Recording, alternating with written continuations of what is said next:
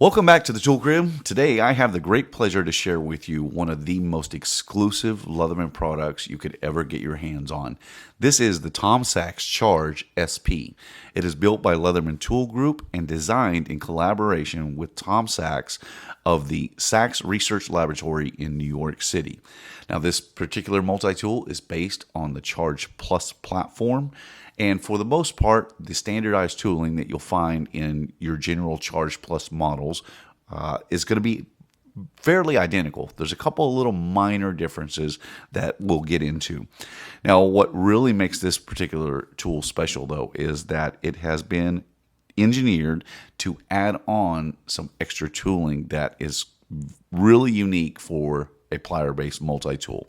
It also has some artistic value that we're going to highlight all of that different stuff in this multi-tool. So let's get into the Tom Sachs Charge SP. Now, before we get into this multi-tool, I want to take time to thank Mr. Manuel Briones, who a friend and a fellow Texan who helped me to acquire this multi-tool. It is definitely the highlight of my collection. So a couple of things that you get with this. So first of all, the packaging that this one comes in, and I know I'm a little close there to read all that, but this is the packaging that it comes in. And along with that, they give you this card which highlights all the different tools, including some of those extra tools that come with it. We're going to set that to the side for the moment. Now, one thing that jumps out to you right away is that this one is in white. Comes with a white leather case that is special for this particular multi-tool, embossed with the NASA logo. And that in and of itself is kind of a cool thing. And with the scales on here, they are GTN scales, also embossed with the NASA logo. They also include a lanyard with a personalized, this is made by Tom Sachs and stamped in there. I don't know if it shows up that well. You can see T Sachs. So this is one of the things that adds a little bit of artistic value to this multi-tool. So let's go through the tool set and show you what little differences, minor differences there are from the regular Charge models. So we have the needle nose, the regular pliers, wire cutters, and hard wire cutters that are replaceable. On the back of the pliers, you have your wire crimper. On the interior tools, everything is going to be exactly the same as what you'll find in your standardized Charge Plus models. You have your bit driver with two-sided bit combo, number 1, number 2 Phillips, and the 3/16 flat driver. And next to that is the combo tool, which is a can opener, bottle cap lifter, and down here in the V groove is your wire stripper. Let me close this back up. We'll go to the other side. The other side, again, what you'll find standard in the Charge models and the Wave model as well. So we have our scissors. We have the micro driver holder with reversible micro driver. I believe that's a 0.00 Phillips, and then a very small flat driver.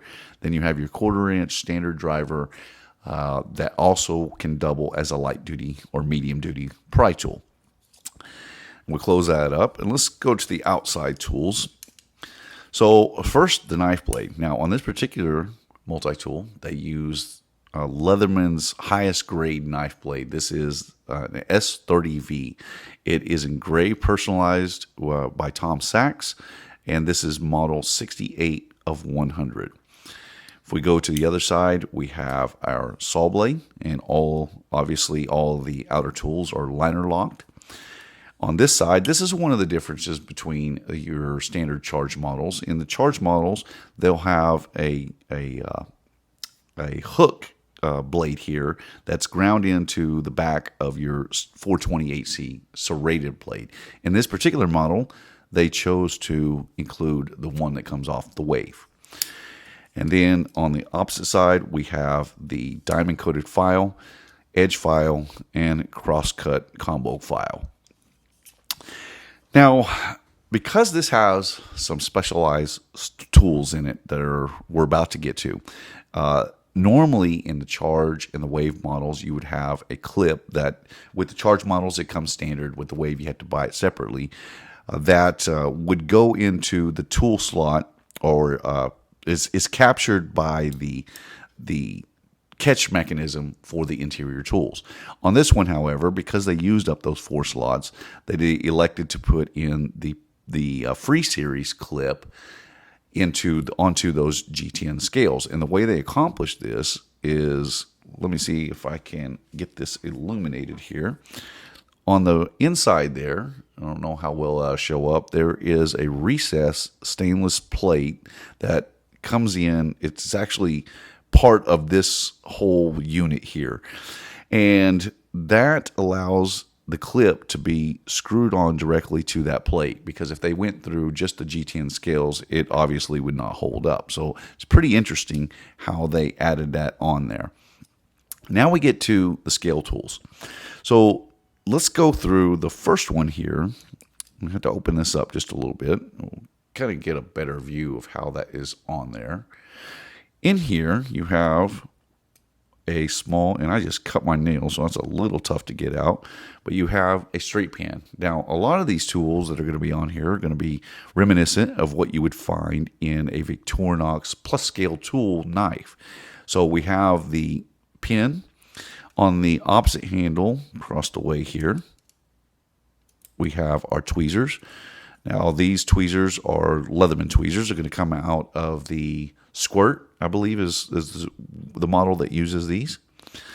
And there is a little slot where you just push them together, slide them into the handle, and they recess below the knife blade.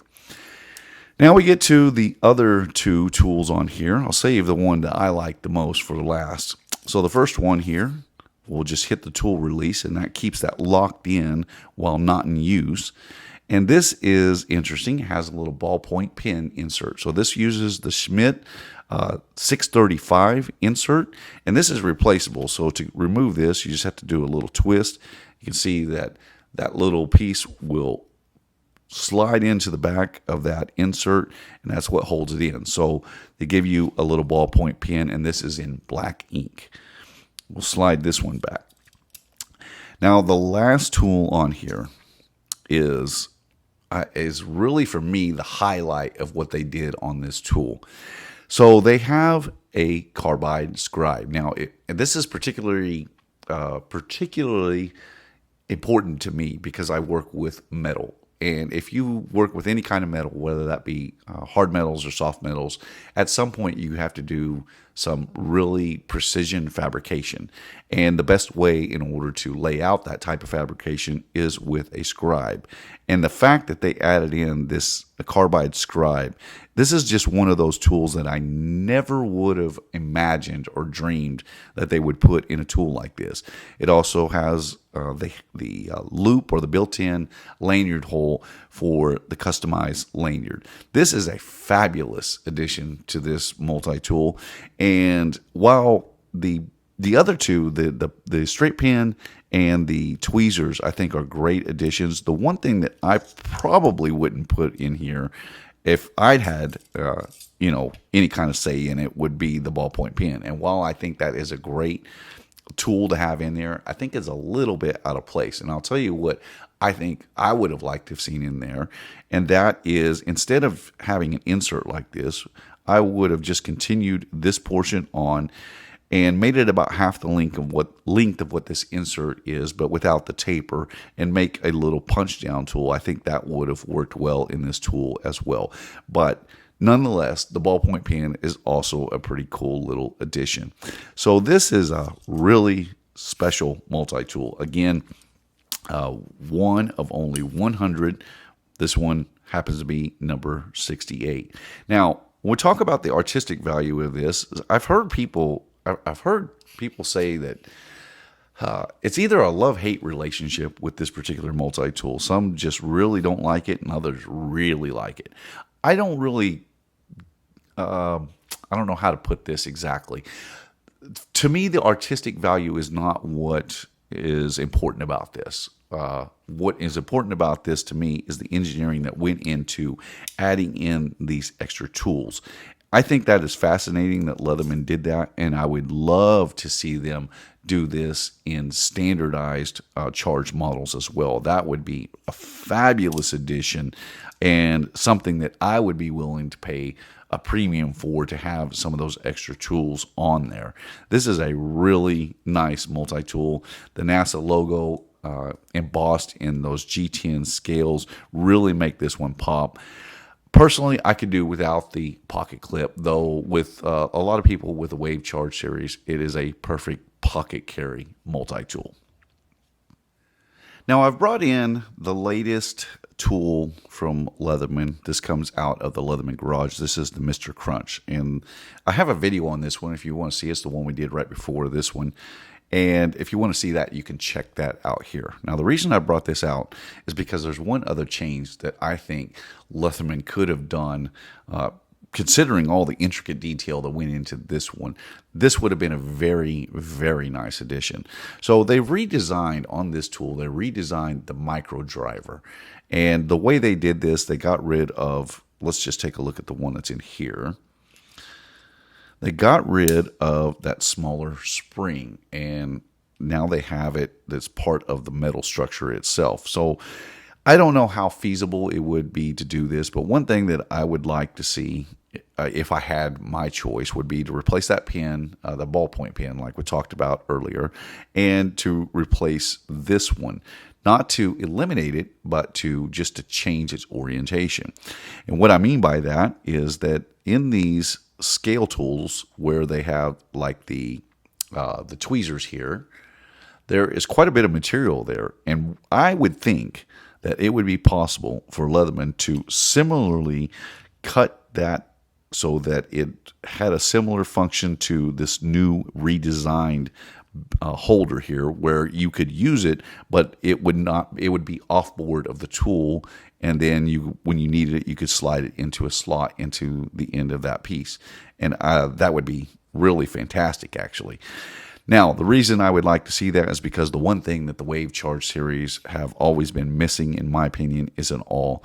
And if you were to be able to do something like that, where you could take that little micro driver, add it into the end piece of those underneath the scales there, where it could still be utilized and used, and then replace this with an awl, you might have one of the most perfect multi-tools ever made. I mean, it's all relative, and everybody has different needs, but I think that would be a fabulous, fabulous multi-tool if they did something like that. And now with the advent of the new Leatherman garage, maybe we'll start seeing some of that kind of stuff where they play around with these different designs and try to think outside the box a little bit. That would be my hope, and that's what I'm hoping we'll see in the future out of the Leatherman garage. At any rate, this is the Tom Sachs Charge SP. It is a beautiful multi-tool. The engineering that went into this, the design is just fabulous. I particularly like that carbide scribe, especially for the industry that I'm in. It's a work of art, and it's very, very expensive. My name is Ben. You've been watching the Texas Tool Crib. I appreciate you watching, and I'll see you in the next one.